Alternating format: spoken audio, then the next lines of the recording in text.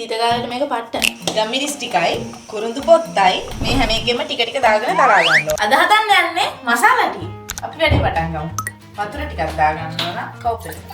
ඒ වතුර ටික හත් කරගන්නවා. එතෙන් අපි ඉඟුරු ටික තරහා ගමු. අපිට ඕන වෙනවා එනසාල් කරාඹු නැටි ඕන ගම්මිරිස්. අපි ගම්මිරිස් ටිකකුත් දාගමු. කුරුඳු ඕන. මෙන්න මේ වගේ කෑල්ලක් හදටම ගම්මිරිස් ටිකයි කුරුඳු පොත්තයි මේ හැම එකෙම ටික ටික දාගෙන තරහා ගන්නවා.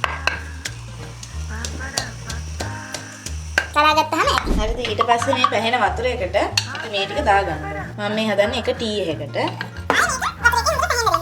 ඊළඟට වань අපිට තේ කුඩු. මේක පැහුණාන් පස්සේ තේ කුඩු ටික දාන්න ඕන. දැන් මේක හොඳටම පැහෙනවා. ඒ වෙලාවේ දා ගන්නවා තේ කුඩු ටික. දැන් පේනවද තේ එක හරි පාටට ඇවිල්ලා. නැති ප්‍රමාණයට දා ගන්නවා. එක්කෙනෙක්ටනේ ඒ නිසා. දැන් කිරියක උතුරන් දෙන්නේ චූට්ටක් කුරු ගා ගන්න ඕන. මෙන්න මේ හරියට විතර වගේ උතුරපුවම මසාලා ටී එක ලෑස්ති. කෝප්පෙට සීනි ටිකක් දාගෙන ලෑස්ති කරගන්න.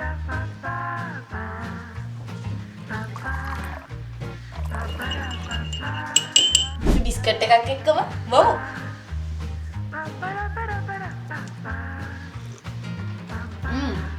මාරු.